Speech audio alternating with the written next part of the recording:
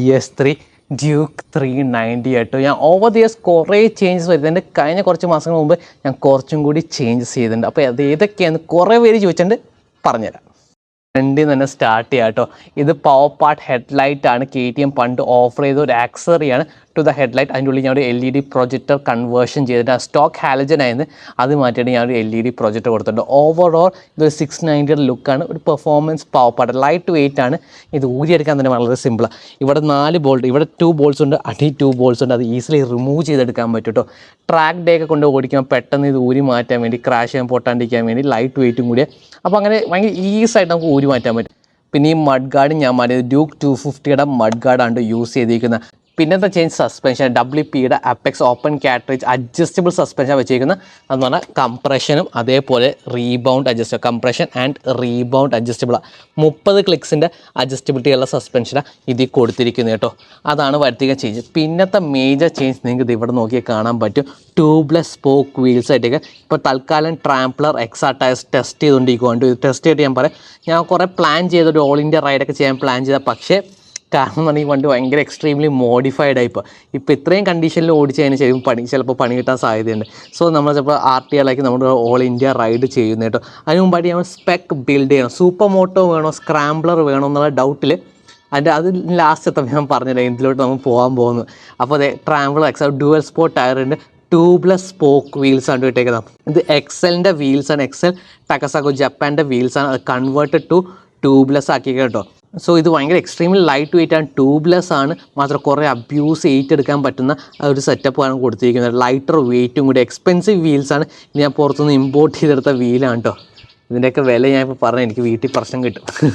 പിന്നെ ഞാൻ പറഞ്ഞില്ല, ഇവിടുത്തെ കുറേ അണ്ടർബെല്ലിയൊക്കെ ഞാൻ റിമൂവ് ചെയ്ത് മാറ്റി, കാരണം കുറച്ചുകൂടി ഗ്രൗണ്ട് ക്ലിയറൻസ് കിട്ടാൻ വേണ്ടിയാണ്. ഇപ്പോൾ ഇതിന് ഏകദേശം 185 mm ഓഫ് ഗ്രൗണ്ട് ക്ലിയറൻസ് ഉണ്ട് കേട്ടോ. More than for my purpose. ഞാൻ അത്ര എക്സ്ട്രീം ഓഫ് റോഡിങ് പോകുന്നില്ല, പക്ഷേ ഇന്ത്യ ഓഫർ ചെയ്യുന്ന എല്ലാ സാധനവും അബ്സോർബ് ചെയ്യാൻ, ടാക്കിൾ ചെയ്യാൻ വേണ്ടിയുള്ള വണ്ടിയാണ്. ബോഡി കിറ്റൊക്കെ നോർമൽ സ്റ്റോക്ക് ബോഡി കിറ്റ്, അന്നത്തെ അതേ ഫെയറിക്സ്, അന്നത്തെ അതേ ബോഡി വർക്ക്സ് ഫ്രം 2014 ഉള്ള ബോഡി വർക്ക്സാണ് ഞാൻ യൂസ് ചെയ്യുന്നത്. വേറെ ചേഞ്ചസ് ഒന്നും കൊടുത്തിട്ടില്ല.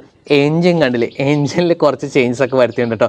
ഇതിന് സ്റ്റോക്കില്ല high lift cam shaft install ചെയ്തിട്ട് അങ്ങനെ കുറച്ച് മാറ്റങ്ങളൊക്കെ ചെയ്യുന്നുണ്ട് കേട്ടോ. ഇത് സ്റ്റോക്ക് ചെയ്ത് വന്ന എഞ്ചിൻ അല്ലെങ്കിൽ എഞ്ചിൻ കംപ്ലീറ്റ് റീപ്ലേസ് ചെയ്ത് വേറൊരു എഞ്ചിൻ. ഈ കുറച്ച് ക്രിയേറ്റ് എഞ്ചിൻസ് പണ്ട് കിട്ടിയിട്ടുണ്ടായിരുന്നു. അതിലത്തെ ഒരു റീപ്ലേസ്മെൻറ്റ് എഞ്ചിനാണ് ഇപ്പോൾ ഇതിൽ വെച്ചിരിക്കുന്നത് കേട്ടോ.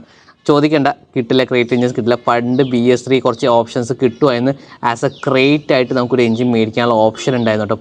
പണ്ട് ഇത് വളരെ കാലങ്ങൾക്ക് മുമ്പ് മേടിക്കാനുള്ളൊരു ഓപ്ഷൻ ഉണ്ടായിരുന്നു. അന്നത്തെ കാലത്ത് ഞാൻ കുറച്ച് ക്രേറ്റ് എഞ്ചിൻസ് മേടിച്ച് വെച്ചുകൊണ്ട് ഇപ്പോൾ വണ്ടിയിൽ മാറ്റിയൊക്കെ എൻ്റെ സ്റ്റോക്ക് എഞ്ചിന് പ്രശ്നം ഉണ്ടായിട്ടില്ല. അതെൻ്റെ റേസ് ബൈക്കിലോട്ട് വെച്ചു.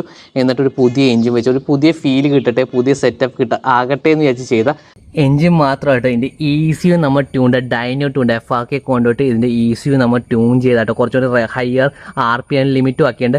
അതിനോടൊപ്പം തന്നെ കുറച്ച് ഇഗ്നിഷനിലൊക്കെ ചേഞ്ച് വരുത്തുന്നുണ്ട്. കുറച്ചുകൂടി എക്സ്ട്രാ ഹോഴ്സ് പവർ, കുറച്ചുകൂടി എക്സ്ട്രാ ടോപ്പ് ആൻഡ് എക്സ്ട്രാക്ട് ചെയ്യാൻ വേണ്ടി, മാത്രമല്ല ഫാസ്റ്റ് 0 to 100 വേണ്ടിയാണ് ഇങ്ങനത്തെ ഒരു കസ്റ്റമായിട്ടുള്ള എൻ്റെ റൈഡിങ് സ്റ്റൈലിന് കോംപ്ലിമെൻറ്റ് ചെയ്യാൻ പറ്റുന്ന ഒരു ECU ആണ് ഇതിൽ കൊടുത്തിരിക്കുന്നത് കേട്ടോ. പിന്നെ കണ്ടില്ലേ, റിയർ സെറ്റ് ഫുഡ് പെഗ്സ് ആണ് കൊടുത്തിരിക്കുന്നത്. കുറച്ചും കൂടി ബാക്കിലോട്ട് കുറച്ച് ഹയർ ആക്കിയാണ് വെച്ചത്.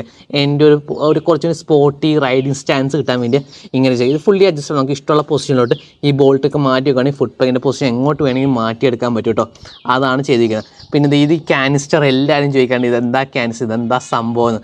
സോ ഇത് ഓലിൻസെറ്റ് KT303 എന്ന് പറഞ്ഞ സസ്പെൻഷൻ, ഫുള്ളി അഡ്ജസ്റ്റബിൾ സസ്പെൻഷനാണ് കേട്ടോ. അതിൻ്റെ കംപ്രഷൻ അഡ്ജസ്റ്റ് ചെയ്യാം. ഇവിടെ താഴെ ഇവിടെ റീബൗണ്ട് അഡ്ജസ്റ്റ് ചെയ്യുക. അതുപോലെ റൈഡ് ഹൈറ്റ്, ഇതിൻ്റെ എത്ര ഹൈറ്റ് കൂട്ടണോ കുറക്കണോ അതൊക്കെ ഈ ലഗ് നട്ട് ലൂസാക്കി കഴിഞ്ഞാൽ അഡ്ജസ്റ്റ് ചെയ്യാനും പറ്റും കേട്ടോ. സെറ്റപ്പ് സാധനം. പിന്നെ ഞാൻ പറയാം, ബാക്കിൽ അപ്പോളോ ട്രാംപ്ലർ എക്സാ ടയർസ് ടെസ്റ്റ് ചെയ്ത് കഴിഞ്ഞിട്ട് എൻ്റെ ഫുൾ വീഡിയോ വരുന്നുണ്ടോ, എത്ര കേബിളാണ്, പൊട്ടിപ്പോവോ തകർന്നു പോകുമോ എന്നൊക്കെ. ഓൾ ഇന്ത്യ കോമ്പാക്ട് ചെയ്യാൻ വേണ്ടി കുറച്ചൊക്കെ ഓഫ് റോഡിങ് പോയോണ്ട് ഇവിടെ ചെളിയും പൊടിയൊക്കെ പിടിച്ചിരിക്കുന്നത്. അതുകൊണ്ടാണ് ഇങ്ങനെ ഇരിക്കുന്നത് കേട്ടോ. നമുക്ക് ടെസ്റ്റ് ചെയ്തിട്ട് എൻ്റെ ഫുൾ വീഡിയോയും വരുന്നുണ്ടാവും. പിന്നെ ചേഞ്ച് ചെയ്ത കാര്യം എന്ന് പറഞ്ഞാൽ സീറ്റ്സ് ഓവർ ടൈം കുറച്ച് കണ്ട കളറൊക്കെ ഫീഡ് ആയിട്ടുണ്ട്. പക്ഷേ ഇത് ഞാൻ കുറേ കിലോമീറ്റേഴ്സ് ഓടിച്ചോട്ടെ. ഇത് ഏകദേശം 1 lakh കിലോമീറ്റർ ഓടിയ ഡ്യൂക്ക് 390 ആണ് കേട്ടോ. അപ്പോൾ ഓവർ ദ ഇയേഴ്സ് ഞാൻ 15,000 കിലോമീറ്റേഴ്സ് ഈ സീറ്റ് ഉപയോഗിച്ച അതിൻ്റെ കുറച്ച് കളർ ഫീഡൊക്കെ ഉണ്ട്. പക്ഷേ ഇത് clutchless branding, KTM branding, Duke branding ഒക്കെ കൊടുത്ത് അടിപൊളി സെറ്റപ്പ്. ഒന്ന് വാഷ് ചെയ്ത് ഒന്ന് ലെതർ ട്രീറ്റ്മെൻറ്റ് ചെയ്യാൻ തിരിച്ച് നമുക്ക് സ്റ്റോക്ക് കളറോട്ട് കൊണ്ടുവരാൻ പറ്റും കേട്ടോ. പിന്നെ ഞാൻ ഉപയോഗിച്ചിരുന്ന RCBയുടെ ഒരു dual sport scrambler type of handle bar, 22 mm handle bar, അൺസ്ട്രൈ സ്ട്രെങ്ത് കിട്ടാൻ വേണ്ടി ഒരു ക്രോസ് ബാറും കൊടുത്തിട്ടുണ്ട്. പിന്നെ എൻ്റെ ഫോണൊക്കെ മൗണ്ട് ചെയ്യാൻ വേണ്ടി കോഡ് ലോക്കിൻ്റെ സിസ്റ്റം ആയിട്ട് വെച്ചേക്കുന്നത്. ഇപ്പോൾ ഞാൻ ഇത് മൗണ്ട് ചെയ്യാറില്ല. ഇപ്പോൾ ഞാൻ എല്ലാം RTR ഓടിക്കുമ്പോഴാണ് മൗണ്ട് ചെയ്യുക. അല്ലാണ്ട് ഞാൻ ലോങ് ഒന്നും പോകാത്തതുകൊണ്ട് ഇതിൽ ഞാൻ മൗണ്ടിങ് സൊല്യൂഷൻ വെച്ചിട്ടില്ല. വെക്കുവാണെങ്കിൽ ഞാൻ സെപ്പറേറ്റ് വേറെ എന്തെങ്കിലും മൗണ്ടിങ് സൊല്യൂഷൻ കൊടുക്കട്ടെ വിത്ത് വൈബ്രേഷൻ ഡാമ്പറുള്ള സിസ്റ്റം ഉപയോഗിക്കും. അല്ലെങ്കിൽ നമുക്ക് സ്റ്റാൻഡ് ലോൺ ആയിട്ടുള്ള വേറൊരു CarPlay അങ്ങനത്തെ എന്തെങ്കിലും സാധനം ഇവിടെ ഇൻസ്റ്റാൾ ചെയ്യുകയാണെങ്കിൽ കുറച്ചുകൂടി മച്ച് ബെറ്റർ ആയിരിക്കും. എന്ന് പറഞ്ഞാൽ ഫോൺ യൂസ് ചെയ്യേണ്ട, ഫോൺ ഡാമേജും അല്ല, ഫോൺ അങ്ങനെ പൊടിയോ ചൂടൊന്നും അടിക്കേണ്ട, ഓവർ ഹീറ്റിംഗ് ആയില്ല. ഞാൻ ലാസ്റ്റ് ടൈം ലഡാക്ക് പോയപ്പോൾ ഫേസ് ചെയ്തൊരു ഇഷ്യൂ എന്ന് പറഞ്ഞാൽ ഫോൺ ഓവർ ഹീറ്റായിട്ട് സ്വിച്ച് ഓഫ് ആവും.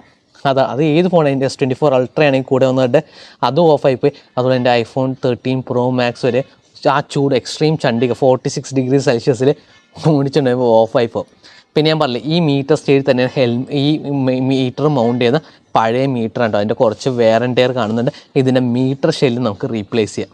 പിന്നെ മിക്കവരും ചോദിക്കുന്നൊരു കാര്യമാണ് ഈ ടയർ ഹഗ്ഗറിനെ കുറിച്ചിട്ട്. ഇത് ഹുസ്ക്വാർണയുടെ ടയർ ഹഗ്ഗറാണ്. അത് ഡയറക്റ്റ് ഫിറ്റ് ഓൺ KTM ആണ്. ഈ ടൈപ്പ് സ്വിങ് ആം ഉള്ളവർക്ക് ഡയറക്റ്റ്ലി മൗണ്ട് ചെയ്യാൻ പറ്റുന്നതാണ് കേട്ടോ. ഭയങ്കര മിനിമലിസ്റ്റിക്കാണ്. ഇതിൽ തന്നെ ഒരു റിയർ ലൈറ്റും വരുന്നതാണ്. മാത്രമല്ല നമ്പർ പ്ലേറ്റ് ഹോൾഡറും ഇതിൽ തന്നെ വരുന്നു. അടിപൊളി സെറ്റ്, ഭയങ്കര മിനിമലിസ്റ്റിക്കാണ്. ഇത് ഈ പ്രൊഫൈൽ ലുക്ക് നോക്ക്. ഈ പ്രൊഫൈൽ ലുക്ക് കിട്ടണമെങ്കിൽ one of the best looking ആയിട്ടുള്ള ടയർ ഹഗ്ഗർ സിസ്റ്റം ആയിട്ട് കൊടുത്തിരിക്കുക. ആ ലുക്ക് ജസ്റ്റ് നോക്കും, ഭയങ്കര മിനിമലിസ്റ്റിക്, ഭയങ്കര ക്ലീൻ ആയിട്ടാണ് കീപ്പ് ചെയ്യുക. ഇപ്പോൾ ഞാൻ കുറച്ച് ഓഫ് റോഡിങ് പോയി കുറച്ച് റിയറിന്ന് സ്ലൈഡൊക്കെ ചെയ്ത് കാണിക്കാൻ കുറച്ച് ഫുട്ടേജസ് എടുക്കാൻ വേണ്ടി പോയപ്പോഴാണ് ഇത്രയും ചെളി തെറിച്ച് കേട്ടോ. പിന്നെ ആ ടെയിൽ ടൈഡിങ് കൂടി ചെയ്തിട്ടുണ്ട്. എന്ന് പറഞ്ഞു കഴിഞ്ഞാൽ ഇവിടുത്തെ റിയർ ടെയിലിൻ്റെ ഷാസിയുടെ കുറച്ച് പാട്ട് ഞാൻ കട്ട് ചെയ്തിട്ടാണ് ഈ ടെയിൽ ടൈഡി വെച്ചിരിക്കുന്നത്. അതേപോലെ ഇതേ കണ്ട എൻ്റെ റിയർ ടെയിലായിട്ടും ഇൻഡിക്കേറ്ററും എല്ലാം ഇൻ്റഗ്രേറ്റഡ് ഇൻടു 1 യൂണിറ്റ് ആണ് കേട്ടോ. ഇങ്ങനെ ചെയ്ത് വെച്ചിരിക്കുവാണ്. ഇത് ഓവർ ടൈം കുറച്ച് ക്രാക്സ് ഒക്കെ വന്നിട്ടുണ്ട്. അത് നമുക്കൊന്ന് എടുത്ത് റെഡിയാക്കി എടുക്കാൻ പറ്റുന്ന കാര്യങ്ങളാണ്. അപ്പോൾ അതാണ് ഞാൻ ഇൻസ്റ്റാൾ ചെയ്തത്. സ്റ്റോക്കല്ല, ഇതൊക്കെ മാറ്റിയേക്കുക. ഇത് ടെയിലായിട്ട് ഇൻഡിക്കേറ്റേഴ്സ് എല്ലാം ഇൻ്റഗ്രേറ്റഡ് ഇൻടു 1 യൂണിറ്റ്. ഇവിടെ റിഫ്ലക്ടറുണ്ട്, ഇവിടെയും ചെറിയൊരു റിയർ ലൈറ്റൊക്കെ കൊടുത്തിട്ടുണ്ട്. പിന്നത്തെ കാര്യം എന്ന് പറഞ്ഞാൽ ഞാൻ ടൂറിംഗ് പോകുമ്പോഴേക്ക് ഒരു റിയർ ടോപ്പ് ബോക്സ് ക്യാരിയർ പോലെ ലഗേജസ് ഒക്കെ കെട്ടി വെക്കാൻ വേണ്ടിയുള്ള സാധനം മാത്രമേ കൊടുത്തുള്ളൂ. വേറെ എക്സ്ട്രാ ആയിട്ടുള്ള പാനിയേഴ്സോ ക്രാഷ് ഗാർഡ് ഒന്നും ഞാൻ ഇൻസ്റ്റാൾ ചെയ്തിട്ടില്ല. ക്രാഷ് ഗാർഡിന് പകരം ഇങ്ങനത്തെ ഒരു ഫോക്സ് സ്ലൈഡേഴ്സാണ് ഞാൻ കൊടുത്തിരിക്കുന്നത്. വേറെ എക്സ്ട്രാ സാധനങ്ങളൊക്കെ വെച്ച് കഴിഞ്ഞാൽ പണ്ട് എന്ന് പറഞ്ഞാൽ ഇതിൻ്റെ 2ാമത്തെ 3ാമത്തെ ഷാസി ഉണ്ടോ. കാരണം എന്ന് പറഞ്ഞാൽ ഞാൻ റേസ്റ്റാക്കി ഓടിച്ച് ക്രാഷ് ചെയ്യുമ്പോൾ പെട്ടെന്ന് ഷാസി ഡാമേജോ അങ്ങനത്തെ ഫ്രെയിം ഗാർഡ്സൊക്കെ വെക്കുവാണെങ്കിൽ എന്തെങ്കിലും പ്രൊട്രൂഡ് ചെയ്ത് വെക്കണം, എന്ത് സാധനം വെച്ചാൽ ഇവിടെ ഡാമേജ് വരും, ആ ഷാസീന് ഡാമേജ് വരും. ഇതിപ്പോൾ വീണ് കഴിഞ്ഞാൽ ഈ സ്ലൈഡേഴ്സ് ആണെങ്കിൽ ടാങ്കിലാണെങ്കിൽ ആ ഡാമേജ് അബ്സോർബ് ചെയ്ത് പോകുന്ന.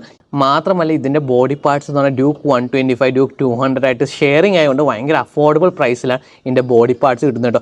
നമുക്ക് ക്രാഷ് ചെയ്താൽ ഇത് ഇവിടെ ഈ പോയിന്റിലൊക്കെ ഡാമേജ് ആയിട്ട് പിന്നെ ഹാൻഡിൽ ബാസിലും ആ ഡാമേജ് വരുന്നത് മോസ്റ്റ്ലി.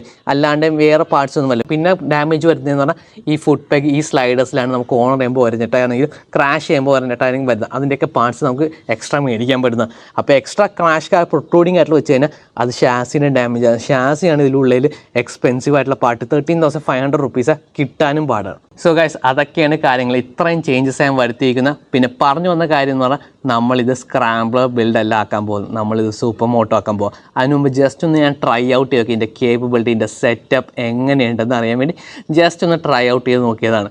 പക്ഷേ ഞാൻ പറഞ്ഞില്ല, എല്ലാവരും കമൻസിൽ പറഞ്ഞ കാര്യം എന്ന് പറഞ്ഞാൽ ഇതിനെ സൂപ്പർ മോട്ടോ ആക്കാൻ വേണ്ടി ഡെഫിനറ്റ്ലി അതാണ് plan. I will be converting this in a proper super motto.